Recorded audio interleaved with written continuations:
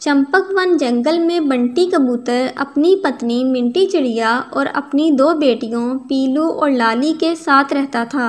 बंटी कबूतर अपने खेत में सब्जियां उगाकर उन्हें जंगल में बेचा करता था।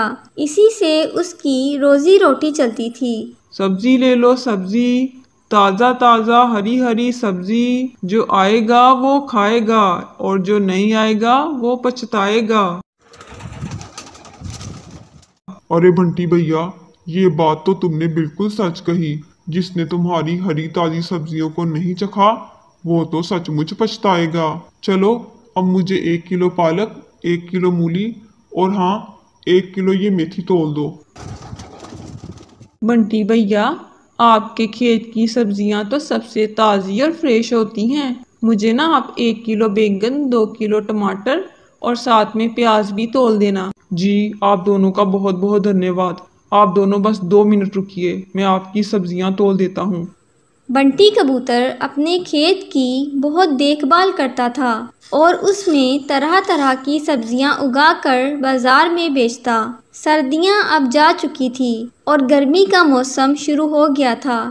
गर्मियों के मौसम में बंटी कबूतर जब भी सब्जियां बेचने निकलता तो उसकी पत्नी मिंटी चिड़िया उसे ठंडा ठंडा सत्तू का शरबत बना कर देती।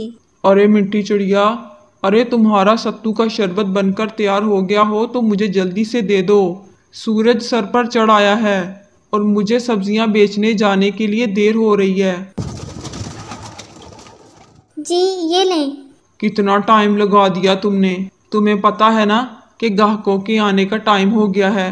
जी वो मैं पड़ोस में जो बबली मैम है ना, उनके हाथ से बर्फ लेने गई थी। आपको तो पता है उनके घर में फ्रिज भी है और एसी भी। जब मैं उनके घर गई तो अंदर एसी चल रहा था। मुझे तो ऐसा लगा जैसे मैं राजस्थान से कश्मीर पहुंच गई हूँ। ओए होए, कितना मज़ा आ रहा था, मैं आपको बता भी नहीं सकती।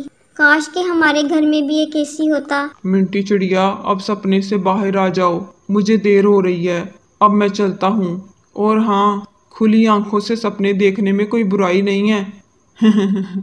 देखो देखो हैं। बंटी कबूतर सब्जियां बेचने जा ही रहा होता है कि अचानक से बहुत तेज भूकंप आ जाता है। वो जल्दी से अपनी पत्नी और दोनों बेटियों को लेकर बाहर आ जाता है। भूकंप की वजह से कई पक्षियों के घर तबाह हो जाते हैं और बहुत से पक्षी अपनी जान से हाथ धो बैठते हैं।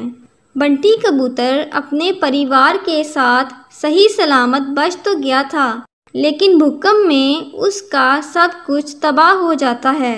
सख्त गर्मी में बंटी कबूतर अपने परिवार के साथ यहाँ वहाँ भटकता रहता है।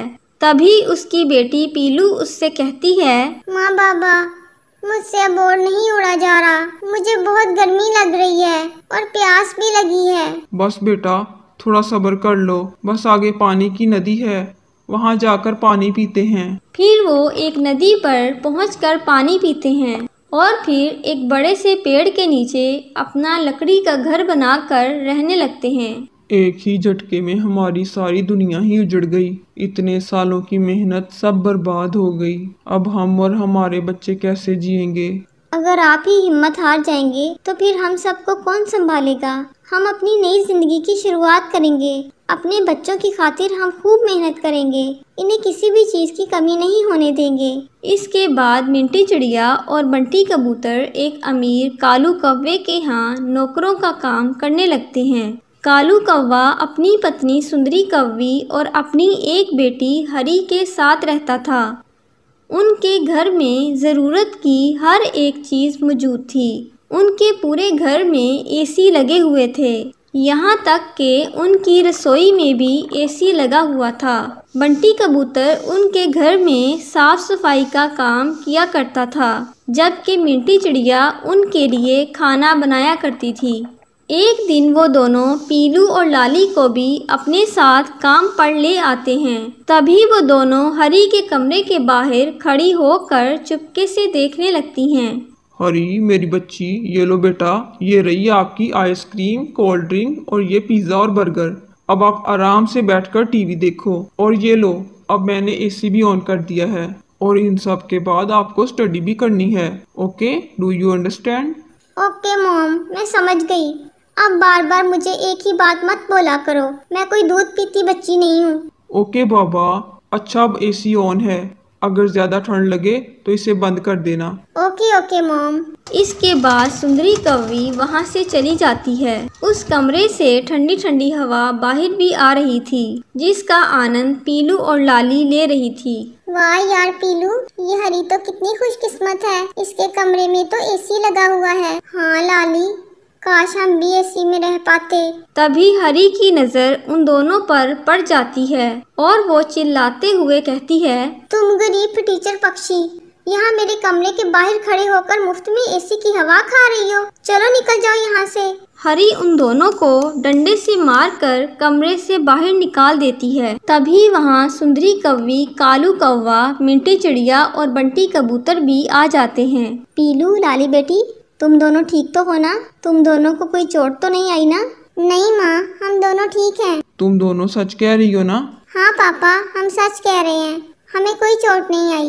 डैड, आपको पता है ये दोनों फटीचर गरीब कहीं की मेरे रूम के बाहर खड़े होकर मुफ्त में एसी की हवा खा रही थी।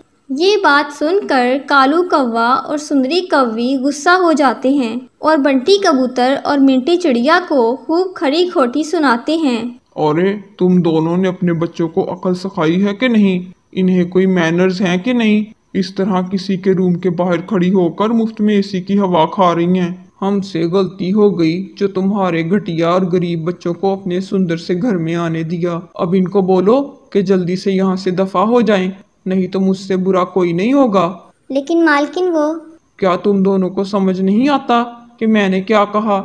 जल्दी से निकालो इनको बाहर, नहीं तो तुम दोनों को भी यहाँ से चलता करूंगी और नौकरी पर किसी और को रख लूंगी। फिर मिंटी चिड़िया और बंटी कबूतर अपनी बच्चियों को लेकर वहाँ से चले जाते हैं। कुछ दिनों बाद जब उनकी तनख्वाह आती है तो वो अपने लिए किराए का घर ले लेते हैं। किराए के मकान में पहुँचने के बाद पीलू अपने माता पिता से कहती है, माँ बाबा, किराए के घर में तो रहने आ गए, लेकिन यहाँ भी तो सिर्फ एक पंखा ही है, क्या हम अपने घर में एक एसी नहीं लगा सकते? माँ बाबा, हमें भी हरी की तरह एक एसी वाले कमरे में रहना है और ठंडी ठंडी हवा में सोना है। माँ भी जब रसोई में हमारे लिए खाना बनाती हैं तो वो गर्मी में पसीने से पूरी तरह भीग जाती हैं, तो माँ को खाना बनाते वक्त बिल्कुल भी गर्मी नहीं लगेगी और हम सब भी आराम से सो पाएंगे। मुझे माफ कर दो मेरे बच्चों, लेकिन मैं तुम्हारी ये मांग पूरी नहीं कर सकता। हम इतने पैसे नहीं कमाते हैं कि हम एक एसी खरीद सकें। हमें माफ कर देना मेरे बच्चों। अरे तुम सब उदास मत हो, मेरे पास एक उपाय है जिससे एसी की जैसी हवा लगेगी, लेकिन मेरा ये एसी थोड़ा देसी होगा। इसके बाद मिंटी चिड़िया रजाई को गीला करके खिड़कियों पर टांग देती है, जिससे घर थोड़ा ठंडा हो जाता है। लेकिन इसके बावजूद भी दोनों बच्चों का मुंह उतरा हुआ ही रहता है। अपने बच्चों को उदास देखकर बंटी कबूतर और मिंटी चिड़िया भी उदास हो जाते हैं।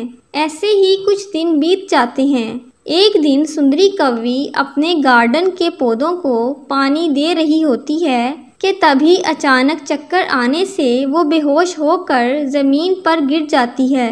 उसको ज़मीन पर गिरते हुए बंटी कबूतर और मिंटी चिड़िया देख लेते हैं और ज़ोर से चिल्लाते हैं, मालकिन जल्दी चलो, मालकिन को जाकर उठाते हैं और डॉक्टर को बुलाते हैं। फिर वो दोनों सुंदरी कौवी को उठाकर घर के अंदर लाते हैं और डॉक्टर को बुलाते हैं। आप दोनों ने मुझे समय पर बुला लिया, जिसकी वजह से इनकी जान बच गई, वरना जरा सी देर होने पर इनकी जान भी जा सकती थी। मिंटी चिड़िया, मुझे माफ कर देना, मैंने तुम दोनों के साथ और तुम्हारे बच्चों के साथ बहुत ही गलत किया, लेकिन फिर भी तुम दोनों ने मुझसे बदला लेने की बजाय मेरी जान बचाई।